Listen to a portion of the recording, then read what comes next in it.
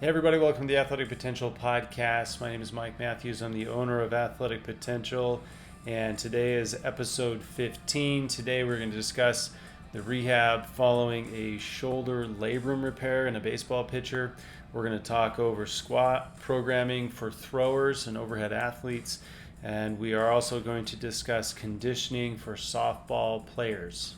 As a brief overview of each episode, we start each episode with a case. Case is typically the last patient I treated prior to the recording of this episode, and then we go to questions from our audience and then finish with a general summary and recap. So let's jump right in to today's case. Today we are going to talk over a 21-year-old right-handed dominant to right-hand thrower, baseball player that had to have labrum surgery due to excessive pain during throwing. Now, this is a bit of a long-term case. I've been seeing this player off and on for the better part of a year now. And the reason why I felt like he was a good case, other than the fact that I just treated him, but something that's good to discuss, is that when we talk about having any type of surgery, whether it's elbow, shoulder, or anything in regards to throwers, it's specifically important that we really look at maintaining proper range of motion in the shoulder, elbow, and in the spine to make sure that when that athlete returns to throwing, that they return to throwing with good and efficient mechanics and they don't cause problems later on somewhere else. Now, in this player's case, I was a little concerned with his surgery going in to his shoulder, mainly because I was worried that he was going to lose substantial amounts of range of motion, specifically into external rotation following his surgery, mainly because of where his tear was. The good news is he had a good surgeon on board who knew that if he placed certain what they call anchors, is which they help to sew the labrum back down. If he put certain anchors in certain positions, that the athlete would essentially completely lose his ability to externally rotate past about 80 degrees. So he'd only get this much where he needs, almost 120 to 150 degrees of external rotation.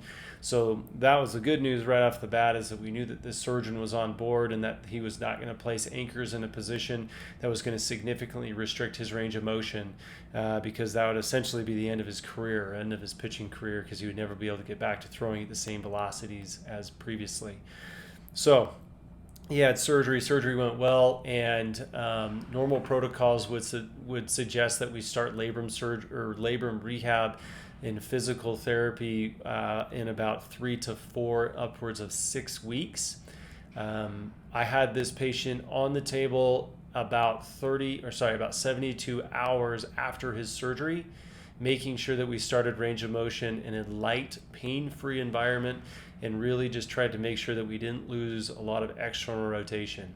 I spoke with the surgeon directly on this, and so we had a good conversation, and he assured me that he was able to get good range of motion with this client when he was still under anesthesia on the table. And so I felt pretty confident that it was okay for me to go ahead and start working his range of motion into increased external rotation, upwards of what the surgeon suggested. We kind of had came to a decision on progression over time of being able to hit certain guidelines in regards to his range of motion to make sure that, one, we didn't destabilize the shoulder joint by causing problems or essentially getting up on the labrum in the surgery and undoing the surgery, but also not allowing for excessive scar tissue or restrictions in range of motions to develop over time. So this was a pretty intricate, involved process from the beginning.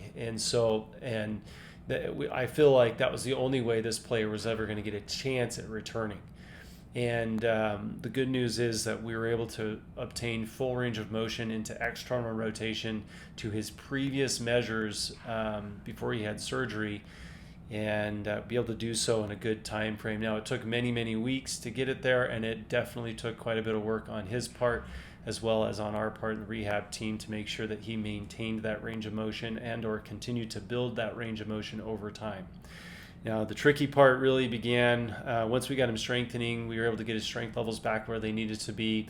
And like all of our throwing athletes here at Athletic Potential, he was not allowed to pick up a baseball and to start throwing a baseball until he passed a series of tests, including a return to throw assessment He was unable to pass the initial return to throw assessment due to two reasons. One, he demonstrated that he had not completed a full plyometric routine yet, and then also that he was still lacking shoulder flexion that was pain-free. And so we held off on his interval throwing program for an additional 2 to 3 weeks until we were able to obtain full shoulder flexion. That's the ability to go all the way up overhead, and also be able to have him continue for that plyometric program for another 3 weeks.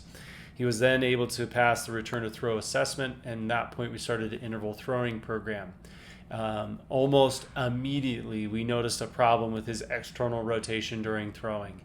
It was a bit frustrating. On the table, we were able to obtain 150 degrees of external rotation. His original measures were 149.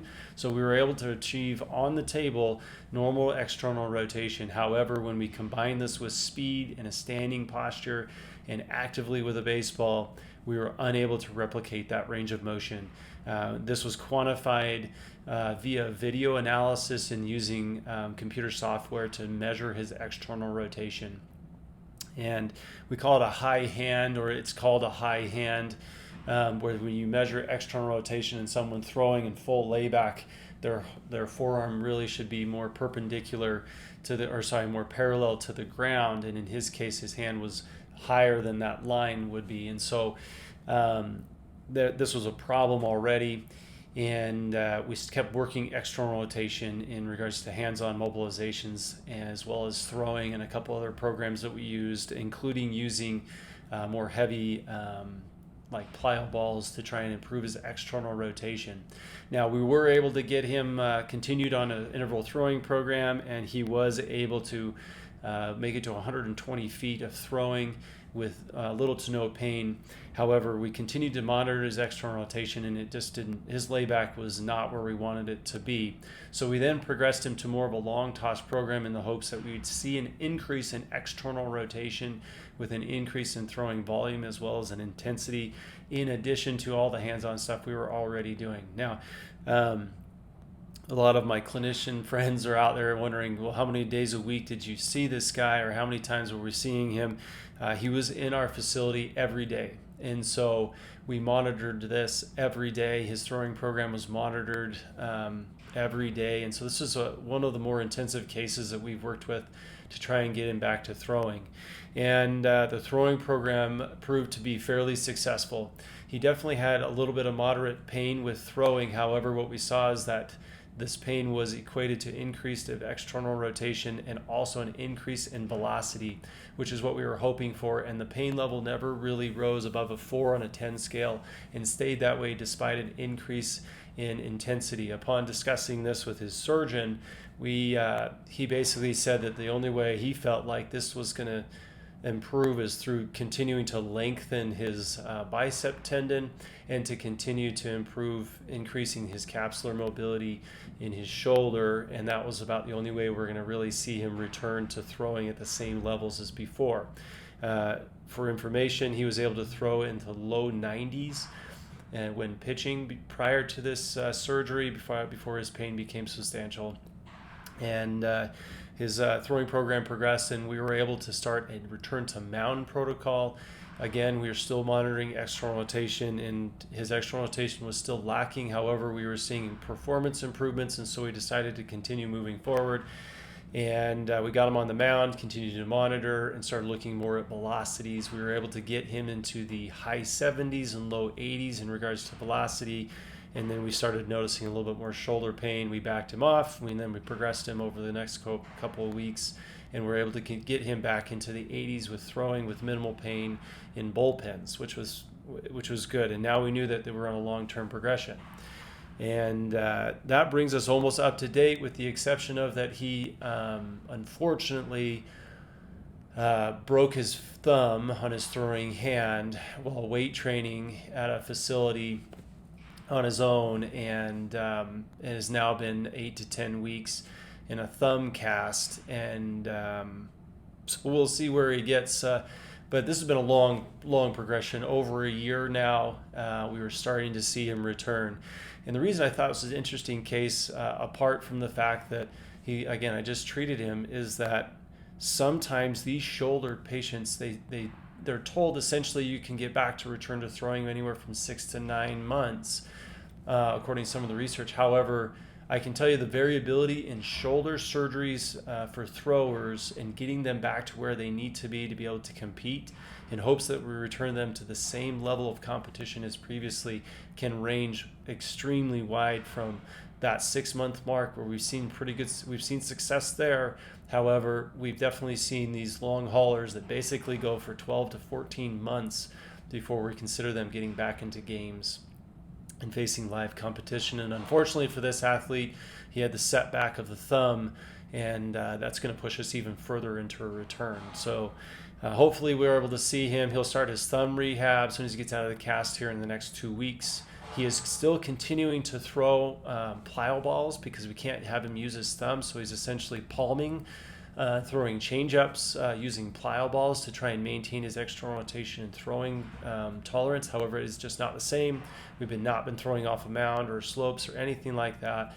And so we'll see how this goes. But in regards to this case, a couple of key concepts to walk away from here is range of motion in the shoulder is paramount after these surgeries, and you really need to make sure that you're with a rehab specialist and that your surgeon's also on board to make sure that you maintain this range of motion if you're a thrower, as it can really basically end somebody's career if you don't achieve your range of motion following the surgery. So interesting case, but hopefully we'll be able to get him back to pitching in games here when the spring season rolls around, and hopefully we give him a shot to continue playing some baseball. So all right, well, that's our case for today. So now that we're done with the case, we'll go ahead and go into our question. For those that are looking to ask a question to the podcast, go to the website, www.athletic-potential.com/podcast. On there, you'll see a button that says Ask Mike a Question or Submit a Question. Click that and then input your question there. It does ask for an email address. Don't feel like you have to give the email address. Mainly we include that because sometimes these questions require specific answers, and that's how we get a hold of you. But don't feel like you have to put it in there. So let's jump right into our questions today. First question comes from Jack. Jack asks, there seems to be a lot of controversy over whether baseball players should back squat. What is your opinion, or what do your throwing athletes do? Now, on our last podcast, we had a very similar question, and I believe it was talking about bench pressing. And so you'll see a similar format in how I answer this question, except this time, I believe last time I didn't lead with this, but I'll lead with this now, and that is it's all when it comes to answering questions about whether exercises are good or bad, you have to compare it to that specific athlete. And there's a lot of different things you need to look at. The main thing I always start with is what's the risk of someone doing this exercise and what's the benefit of someone doing this exercise. If the risk outweighs the benefit, I don't do it. It just doesn't make sense. Yes, will back squatting make someone stronger? 100%. We know back squatting is a good exercise in regards to increasing leg strength and a bunch of other things. However, is it good for our throwers? And I'll answer whether or not we use it, or answer that through whether or not we use it here at Athletic Potential. I can tell you with our baseball pitchers specifically, we do not back squat. And the reason why is I don't like the position that the bar puts the arm in order to stabilize the bar on the back. It's a tough position for the shoulder, and if that bar moves or shifts and they have to stabilize using that arm, that's a very vulnerable position for the shoulder. And again, if we injure a throwing athlete because they are back squatting, I don't feel like that risk mitigates, or I don't think that risk is good enough for the reward that we get from back squatting. I think there's plenty of other squatting variations that we can use without the risk to the shoulder, and then that the back squat presents. So to answer your question in regards to pitchers, we definitely don't use it. Position players, I'll be honest, some position players I'm okay if they use it. There's some, and to be honest, if we're dealing with a player that's been around a while and kind of knows their body and basically walks up to me and says, hey, look, I've seen success. I know how to back squat. I've been doing it for years. I really want to continue back squatting. I'm not the guy that's going to come up to him and say, no, you're not, because of these things. I usually will be the guy that says, okay, let's go ahead and you can go ahead and continue to do it. Here are the risks, and you already know what those are, but you're okay to keep doing it. And so it has to, again, be individualized per the athlete. But I can tell you that most, if not, well, I'd say I don't think I have a single pitcher right now that's back squatting, and I haven't had a pitcher come up to me in a while and ask me to back squat. And so in regards to back squatting, in regards to pitchers, we don't do that here at Athletic Potential unless it's a very specific case by case basis. Now, the question then becomes, well, if you don't have them back squat, what do you have them do? We always have the question of, well, then you must do front squats. And I'll be honest, I don't do a lot of front squats with guys specifically with a barbell. Again, the reason I don't like using the barbell for a front squat, or especially not for a back squat, is it forces the shoulder or the arm into a position that may be a little bit unnatural for that athlete. Now, we definitely squat. I should tell you that. We definitely have our athletes squat. We do different variations of squatting. For the position players, I really actually enjoy having them do a double kettlebell front squat. So they have the kettlebells, one in each hand, they're resting on their forearms, and they held it up against their chest, and then they squat. I really like that version for our position players. For most of our pitchers, when we talk about a squat movement, we use the word knee dominant. That's after I was introduced to the term by Mike Boyle. But in regards to knee dominant movements, I really like the trap deadlift for our pitchers with the elevated handles. So they're not lifting the bar from the ground, but they're more using the elevated handles. I like the trap bar deadlifts for them, and I really like the single leg version. So a rear foot elevated split squat or Bulgarian split squat. I like those variations for our athletes, specifically our pitchers. They don't typically put the shoulder in an awkward position. They're able to hold weights at their side or even up against their chest. We use weighted vests for these athletes as well, and it just doesn't compromise if you think about what it takes to throw a baseball, if you have a finger injury, in our case we just talked about it, our patient that had the shoulder surgery has a thumb fracture. He's in a cast. He cannot throw right now. He cannot participate in a sport because he has a thumb injury. If we injure somebody's wrist because they're doing front squats and they're up underneath with a barbell, and we injure somebody's wrist, fingers, or even elbow, there's some substantial stress that goes to the inside of the elbow. I've seen neuritis from front squats, bad positions of front squats before. And so I don't like the barbells for that reason. But if we injure somebody with a barbell from a front squat standpoint and they can't throw, that's not good. And again, rule number one is you should never get hurt during training or in training. It should be a very safe environment to improve your athletic abilities. And so I don't have our athletes use barbells with squatting, specific our throwing athletes, I should say. I don't have them use the barbells. I have them use kettlebells a lot. I have them use dumbbells, and we use trap bars in regards to like knee dominant movements or squatting type movements. They call it a deadlift, but if you look at really knee bends, it definitely looks more of a knee dominant squatting type pattern. We use weighted vests, we use kettlebells, we use dumbbells. And so, Jack, to answer your question, do I think back squat's a bad exercise? No, I think it's a fantastic exercise, but not necessarily for throwers. And I don't typically have my throwers do it unless they're specifically asking me for it. There's a lot of variations that we can use, and we typically go with those variations before we go to any type of barbell load. I can tell you right now, a lot of people say, well, how do you get enough weight on the athletes to be able to get stronger? There's some good research in regard, or I shouldn't say research, but anecdotally, we use trap bars, and there's a lot of weight there. These guys are doing single leg rear foot elevated split squats with 90 pounds in each hand. That's great on the grip.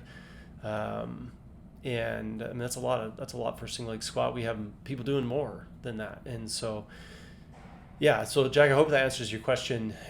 Do I think back squats are bad for baseball players? I don't use them because I don't think the risk outweighs the benefit. And yeah, I think that's my answer for you. So All right, let's move on to question 2. This is from Stacy. She asks, what is your preferred method for conditioning for softball players?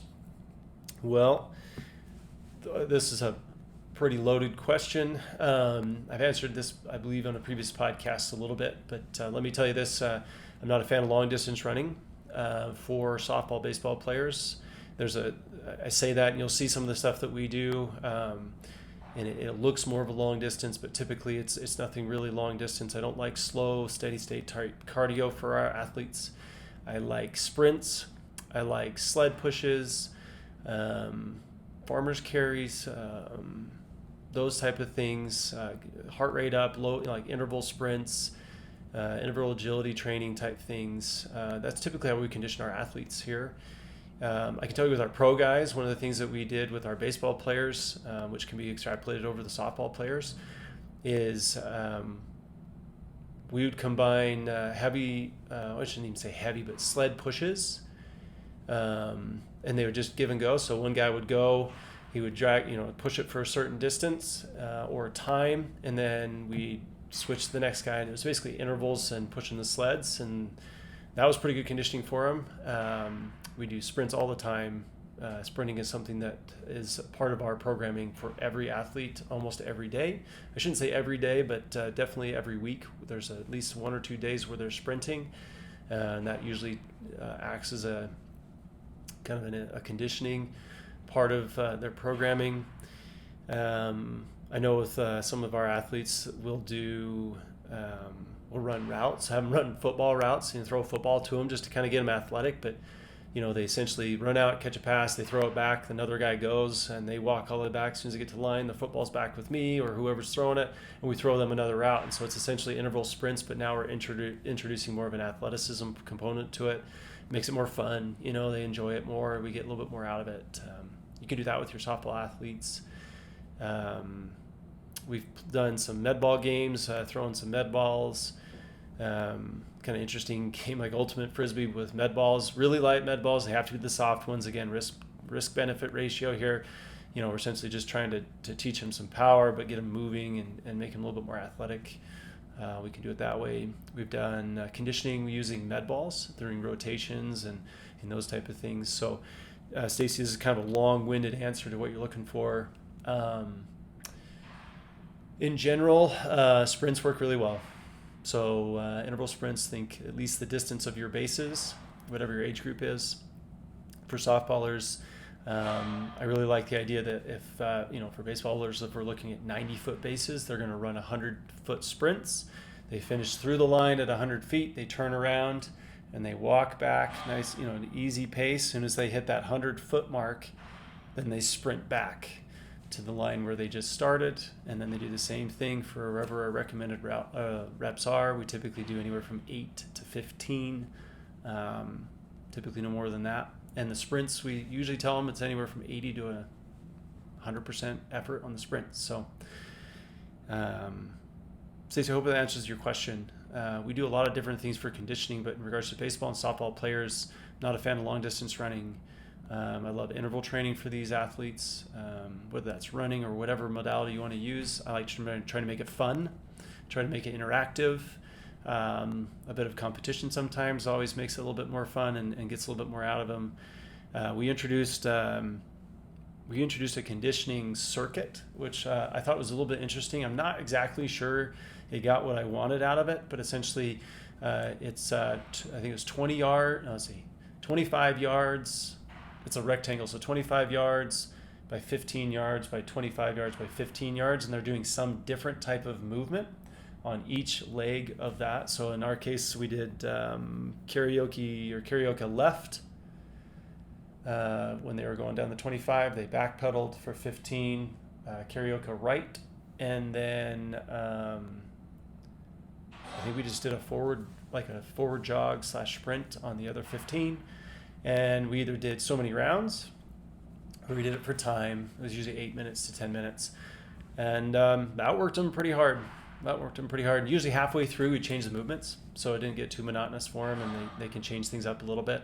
That's always kind of fun. I think the bases, if you use the bases, that's a little too long. We talked about maybe doing 90, 90, 90, 90, and I'll just be honest, it was was kind of grain. It was brutal.